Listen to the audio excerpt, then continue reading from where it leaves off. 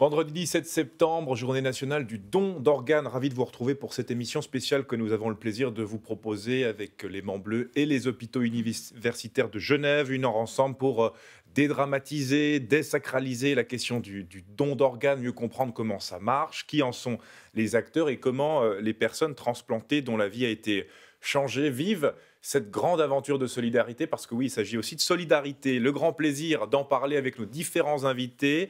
Michel Stuckelberger, bonsoir. Bonsoir. Alors, ça ne se voit pas, hein, mais vous avez été greffé de 2 poumons. On entendra votre témoignage. Vous nous raconterez votre histoire. Merci beaucoup de partager cela avec nous. Merci à vous d'organiser. Bonsoir Thierry Bernet.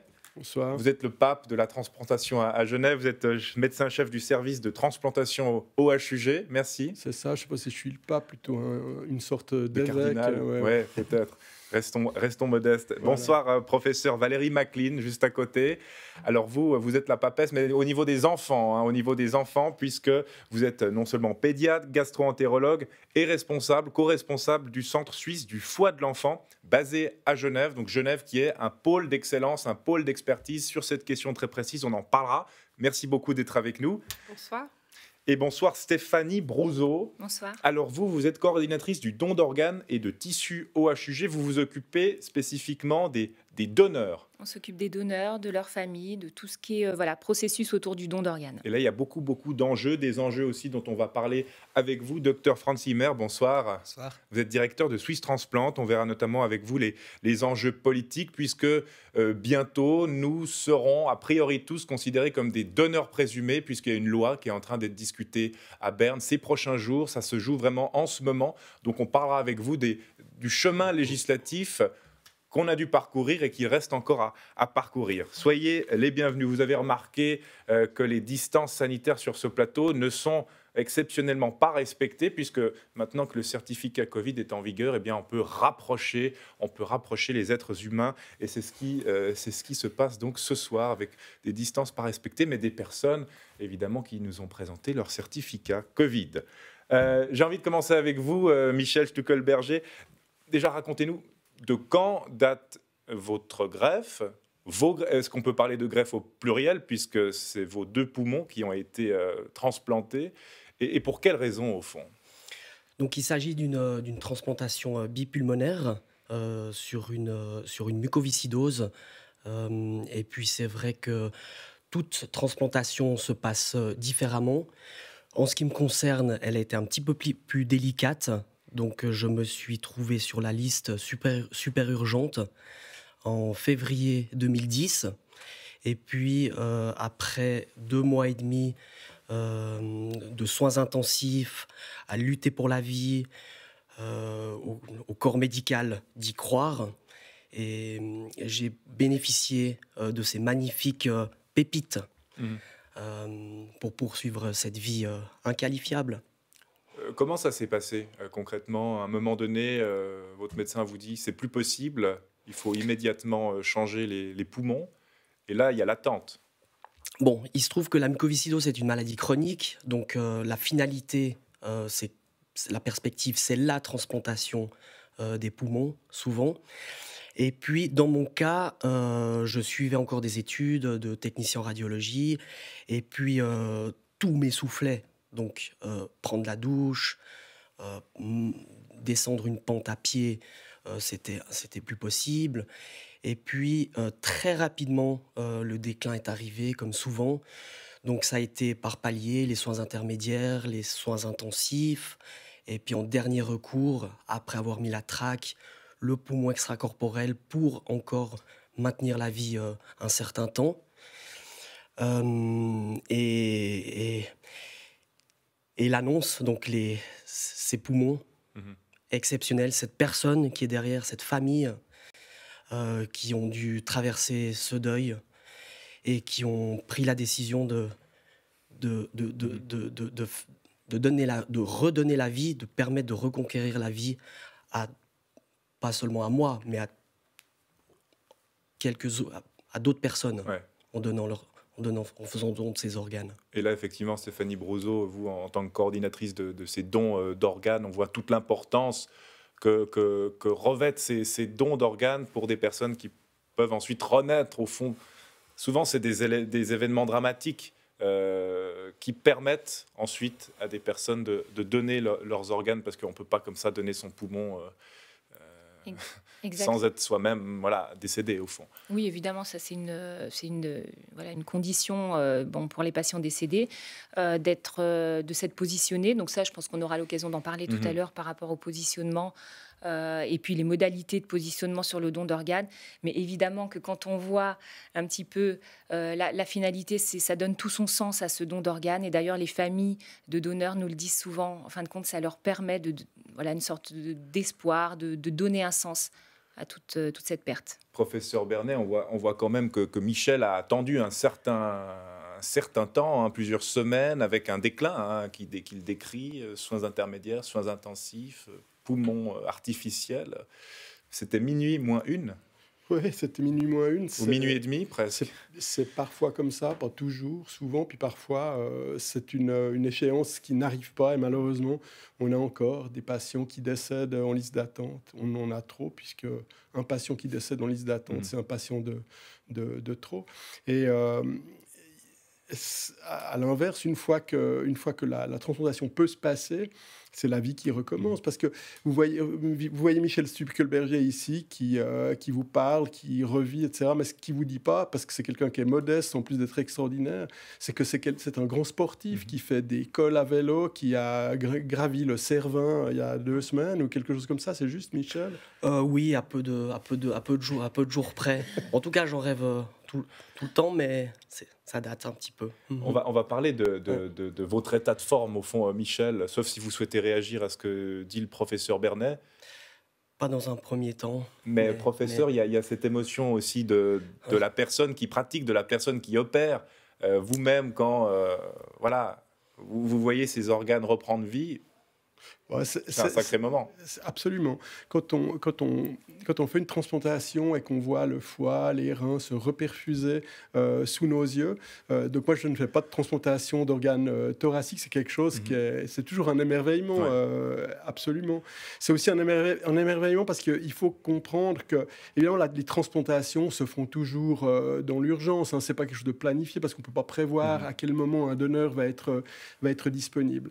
Mais ce sont des opérations qu'on fait sur des patients qu'on suit depuis longtemps, qu'on suit pendant leur période d'attente et qu'on va continuer à suivre après. Donc on a un lien avec nos patients qu'aucune autre spécialité chirurgicale n'a. Michel, on parlait de vos activités sportives, de vos exploits sportifs même. Est-ce que vous avez toujours été un sportif à la base, ou c'est ces nouveaux poumons qui vous ont donné envie vraiment maintenant de relever des défis assez exceptionnels, hein? Vous pouvez en lister quelques-uns peut-être. Bien sûr, mais je crois que le propre de la mucoviscidose, cette ingratitude qu'elle induit, fait qu'il est nécessaire de trouver, comme pour tout un tas d'autres maladies, la force de se battre pour la vie. Et donc le goût de l'effort a toujours été présent, il était juste plus possible. Et puis ce personnel, ce corps médical, ces personnes qui ont gravité autour de la transplantation ont permis véritablement cette renaissance. Et c'est quelque chose d'assez miraculeux, je pèse le mot, au vu de la situation dans laquelle j'étais il y a 12 ans au HUG. Et puis, effectivement, une fois transplanté, il a été possible. Alors là, j'ai voulu sublimer cette mort qui est arrivée d'un côté, et puis ce renouveau de la vie qui se poursuit au travers justement de l'effort physique, du souffle, aussi fou que ça puisse paraître. Et puis, vous êtes devenu papa aussi. Oui, chose extraordinaire. Mais vous y croyiez pas avant? C'est plus complexe que ça, mais certaines choses sont condamnées, j'entends. Certains font des plans de carrière pour leur fin de vie. Moi, quand on est malade comme ça, on fait des plans de carrière au jour le jour, on fait des plans pour vivre. Donc, c'est quelque chose qui s'est présenté, c'est quelque chose pour lequel on avait une réelle envie d'avoir nos enfants. Maintenant qu'ils sont là, ils sont en pleine santé. C'est un bonheur quotidien. Là, je vais les chercher tout à l'heure à l'école. Je m'en réjouis beaucoup. Et vous, comment allez-vous, au fond, Michel? Vous parlez de cette renaissance. Concrètement, est-ce qu'on la sent, cette renaissance? Comment on la sent, en fait? Clairement, j'entends à tous les niveaux. Le souffle, il se trouve que c'est quand même, à quelque part, je l'ai remarqué, mais un peu l'alpha et l'oméga du bon fonctionnement du corps. Et quand on est essoufflé, il y a tout simplement plus d'énergie, plus d'envie, on est moins bien irrigué. C'est un combat qui est rude à mener. Donc quand on retrouve ce souffle, on a envie de faire trembler les montagnes. On va, durant cette émission, écouter plusieurs témoignages de personnes qui ont, comme vous, Michel, reçu des nouveaux organes, des nouveaux tissus. On va démarrer avec un témoignage, celui de Lise, qui parle précisément de cette renaissance. On l'écoute. J'étais émerveillée comment on se sentait mieux, pas chaque jour, mais chaque heure. Disons que maintenant, je me sens comme quelqu'un de normal. Je ne me sens pas vraiment comme quelqu'un de greffé. Ça fait 22 ans que je suis greffée. J'ai mon petit régime médicamenteux. Et maintenant, j'aimerais peut-être prendre un petit peu plus de temps pour moi, pour m'entraîner, voir les amis. Je dois être un peu plus zen, je pense. Un peu moins speed et un peu plus zen. Professeur Bernet, la vie d'après, comment c'est? Est-ce qu'une personne transplantée peut vivre comme avant, au fond, ou vivre mieux qu'avant, en l'occurrence, l'exemple de Michel? Alors, le témoignage de Lise Schick et de Michel Suckelberger vous montre qu'on peut reprendre une vie normale, même supranormale, parce que ce sont des personnes qui font des choses que beaucoup d'individus qui ne sont pas malades ne font pas. Ça, c'est une chose. C'est sûr que ce n'est pas toujours rien que du bonheur. Il y a certaines transplantations qui se passent moins bien, avec des suites qui sont moins favorables, des épisodes de rejet chronique, des nécessités de devoir retransplanter parce que l'organe est en train d'être perdu. Ce n'est pas toujours facile. Tout le monde ne réagit pas de la même manière. Mais en général, et ça c'est le but, pour nous, quand on a un patient qui reprend des activités, qui fait du sport et qui retourne au travail, c'est vraiment le signe que le contrat a été rempli. Professeur McLean, professeur Bernet a parlé c'est pas toujours des bonnes nouvelles, pas tout ne se passe toujours très bien. Quels sont les risques, au fond, d'une greffe? C'est pas anodin non plus, c'est pas... on change le moteur. Ça reste une grande opération, et c'est ce qu'on dit à nos familles. Donc moi, je travaille avec les enfants, on leur dit toujours, c'est le début d'une nouvelle aventure, avec un parcours qui peut être un peu... On utilise souvent l'image des montagnes russes, mais au final, on le fait parce qu'on sait que l'issue, dans la grande majorité des cas, est extrêmement favorable. On peut reprendre ce que disait Lise Schick, c'est-à-dire que c'est une qualité de vie qui est excellente. Alors, il y a un petit régime médicamenteux. En général, les patients qui sont transplantés en tant qu'enfants, arrivés à l'adolescence, à l'âge adulte, ils ont un médicament par jour et une activité normale. Donc nous, on travaille vraiment avec ce but ultime de les amener dans cette direction.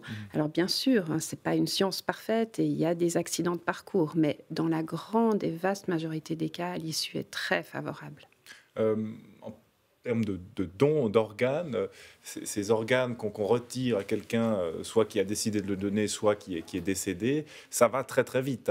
C'est pas quelque chose qui se garde des semaines. Non. Comment ça marche, ça, concrètement, la logistique? C'est une énorme logistique au niveau suisse, voire même européen dans certains cas. Donc en fin de compte, quand une personne décède, la première chose qu'on va faire, une fois qu'on a recueilli son consentement, c'est qu'on va aller évaluer la fonctionnalité des organes. Puisque ce qu'il faut savoir, c'est qu'évidemment, on ne va pas greffer un organe qui ne serait pas de bonne qualité à quelqu'un qui en aurait besoin. Et dans la même question, on ne va pas prélever un organe si au bout de la chaîne, il n'y a pas un receveur identifié et compatible.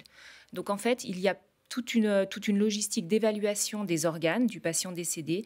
Et une fois que chaque organe a trouvé un receveur et en fin de compte une destination, là on peut se diriger vers ce prélèvement. Et là, le temps est compté. Comme vous le disiez, effectivement, pour chaque organe, on a un temps limité pour garder sa bonne fonctionnalité entre le moment où il va être prélevé et le moment où il va être regreffé.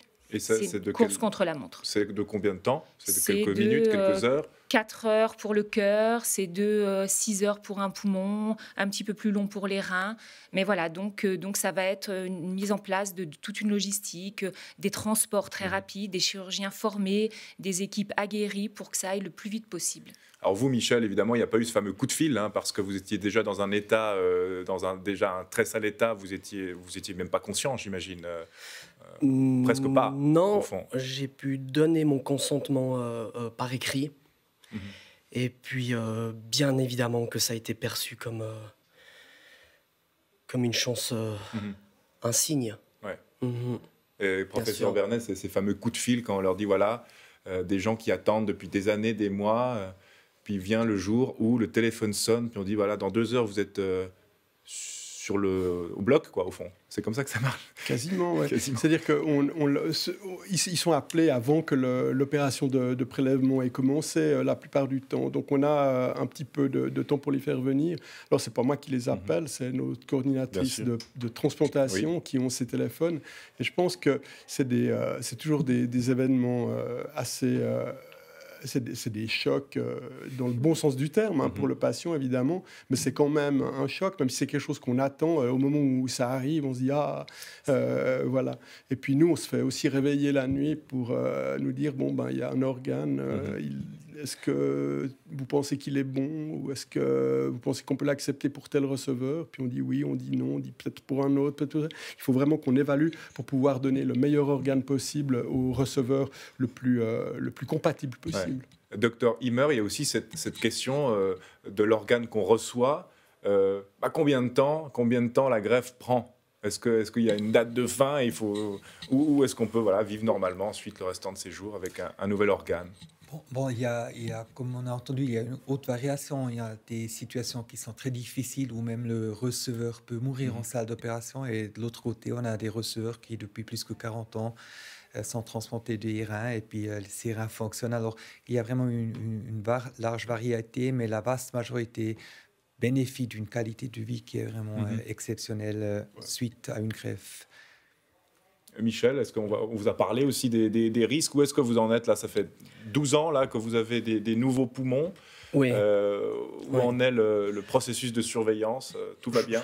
Bon, alors je pense qu'avant c'est pas une volonté de se lancer dans une aventure comme ça, c'est simplement parce que c'est pas possible autrement. Donc le jour où on se lance dans l'aventure de la transplantation, il faut être extrêmement lucide. Il faut avoir quand même les pieds bien sur terre. Et puis on sait la fragilité de chaque greffon, la force aussi, il remplit sa fonction. Mais tout peut arriver, des fois lorsque l'on pense le moins. Et puis il faut y faire face, faire confiance à son équipe, laisser un petit peu derrière ou ne pas porter trop attention à ce qui dysfonctionne. Et puis s'arrêter à l'essentiel, ce qui va. Oui, c'est ça, c'est ce qu'il faut, c'est ce qu'on dit toujours aux patients, parce qu'évidemment ça fait peur, mais il faut être confiant et optimiste. Je vais vous raconter une anecdote.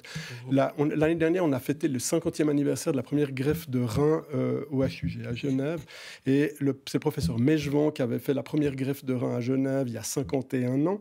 Et le patient qui a été greffé est décédé il n'y a pas très longtemps, plus de 45 ans après sa greffe, avec toujours le même greffon qui fonctionnait. Donc ça, c'est à ça qu'on peut tendre et qu'on essaye toujours de tendre. Ça ne se passe pas toujours comme ça, mais c'est possible et ça arrive. Ouais, et puis au final, voilà. Et juste pour dire, voilà, pour vous aussi, ce paradigme, il a changé. On ne parle plus de sauver la vie, même si c'est ça l'objectif principal, mais c'est de donner une qualité. Et là, en l'occurrence, pour moi, ma famille des transplantés que je connais, énormément de personnes transplantées ont une très, très belle qualité de vie. Professeur, oui, allez-y. Je crois que c'est très important ce que dit Michel, c'est-à-dire que de survivre à une transplantation d'organes aujourd'hui, c'est pas un acquis, mais les chances sont vraiment du côté du patient. Et donc maintenant, on travaille vraiment sur la qualité de vie et on peut maintenant imaginer la quantité de vie, c'est-à-dire qu'effectivement, chez les enfants, le programme de transplantation, il a commencé il y a 30 ans et les patients sont toujours avec le même greffon, le même foie qu'ils ont reçu il y a 30 ans, fondent des familles, font, comme Michel, beaucoup de sport. Donc on est dans un endroit où la transplantation est vraiment une thérapie reconnue, pas expérimentale, mais reconnue, qui permet quantité et qualité de vie. Professeur McLean, vous êtes précisément l'une des spécialistes de la greffe du foie chez les enfants. Est-ce que c'est différent? Est-ce qu'on appréhende différemment des greffes chez des enfants? Alors c'est une vaste question, la réponse est oui. Je crois que je vais commencer par ce qui me touche beaucoup, c'est-à-dire que par la greffe, on leur rend quelque chose qui, à mon sens, n'aurait jamais dû être menacé. Et on peut vraiment espérer leur donner une espérance de vie complètement normale. Donc c'est vrai que c'est quelque chose de très très beau, et on parlait tout à l'heure de ce moment du coup de fil, et pour nous qui sommes du côté du receveur, on sait qu'il y a beaucoup de tristesse et une perte derrière, mais on est tellement content pour nos patients, parce que comme le disait professeur Bernet, c'est des patients qu'on suit de très très près, on est très investis, et donc on est extrêmement heureux de pouvoir leur proposer cette solution. Et c'est vrai que c'est un geste qui fait peur aux familles, mais ce qu'on peut leur dire, c'est écoutez, il y a 30 ans, il y a 40 ans, on ne pouvait pas vous proposer ça, alors que maintenant c'est une thérapie reconnue qui va sauver la vie de votre enfant. Justement, comment les familles appréhendent la question de la greffe d'un enfant? Comment on leur annonce? Qu'est-ce qu'on leur dit? Comment on les rassure? Est-ce qu'il y a besoin de les rassurer vraiment encore aujourd'hui? La réponse est oui, il faut les rassurer. Ils ont toujours peur. C'est toujours un choc. C'est différent avec chaque famille. Vraiment, pour nous aussi, comme soignants, on vit chaque expérience de partager cette nouvelle avec une famille de manière différente. Bien sûr qu'on essaye de les rassurer. On leur dit ce que je vous ai dit, c'est-à-dire qu'on vise la finalité qui est qu'ils puissent aller à l'école, qu'ils puissent se marier, avoir une profession. Donc c'est ça qui nous motive. Mais nous, on est soignants. Et souvent, ils se font aussi aider d'associations de patients. Et ils vivent, ils apprennent des histoires des autres. Et ça, je sais qu'il y a un réseau, en tout cas pour les maladies hépatiques de l'enfant en Suisse, qui est très très fort, où il y a une grande entraide. Est-ce que un enfant, on lui greffe un organe d'adulte, ou faut-il forcément que ce soit des organes d'enfant, ce qui limite aussi un peu le champ? C'est ça l'enjeu pour vous? Alors c'est une très bonne question que je vais partager avec mon voisin, mais en gros non, c'est plutôt rare qu'on transplante un organe d'enfant. C'est entre 1 et 3 fois par année. C'est plus souvent un morceau de foie d'un adulte. Donc ça, c'est un autre message très important. C'est-à-dire qu'avec un donneur foie, on peut avoir 2 receveurs et donc sauver 2 vies. Et que les enfants et les adultes ne sont pas en compétition dans la plupart des cas. Je ne sais pas si tu as envie de réagir. Oui, non, c'est juste... quand on fait une transplantation du foie, il faut qu'on puisse donner au receveur un volume de foie qui soit suffisant pour être fonctionnel et assurer une fonction correcte les premiers jours. Le foie va grandir, hein, c'est un organe qui se régénère et qui se régénère très vite. Et donc, ce qu'on fait, ça s'appelle des partages de foie. On fait le partage du foie pendant l'opération de prélèvement, et le petit morceau va aller chez un enfant et le grand morceau chez un adulte pas trop grand. Ouais. J'aimerais qu'on écoute un autre témoignage. C'est le témoignage d'Émilie, qui est une jeune femme qui a, très très jeune, encore plus jeune que maintenant, subi une greffe de foie. On l'écoute. Je me sens pas forcément différente. Je dis aussi que comme j'ai été transplantée tout bébé, j'ai grandi avec ça. Donc j'ai pas eu une vie avant la greffe et après la greffe. J'ai pas de souvenir de la maladie non plus, donc je me suis pas forcément sentie malade. Pour moi, la transplantation m'a guérie. Donc j'ai grandi avec ce don d'organes qui m'a sauvé la vie. Professeur McLean, c'est une patiente que vous aviez suivie à l'époque? De très près, j'étais interne à l'époque, et oui. C'est quand même des belles histoires, ça. Magnifique. Magnifique. Elle est adulte, elle est suivie par le service de transplantation des adultes, mais encore, elle fait appel à nous avec des questions bien spécifiques. On l'accompagne dans des démarches un peu de transition, et puis elle nous donne juste des nouvelles comme ça. Ouais, non, c'est une très, très belle histoire. Alors, elle, en l'occurrence, était très jeune quand elle a subi cette greffe. C'est vrai que quand on est enfant, on ne se rend pas toujours compte. Elle dit, ouais... Elle ne se considère pas forcément, elle n'a pas vécu la même histoire que Michel, par exemple, c'est ça? Oui, c'est exact, et c'est bon nombre de nos patients. La majorité de nos patients sont transplantés avant 15 kilos, donc ça veut dire avant 2 ans. Donc effectivement, bon nombre d'entre eux n'ont pas la mémoire de la chirurgie. Franz Zimmer a un peu de chauvinisme quand même genevois, puisque Genève accueille ce centre national autour de la question du foie.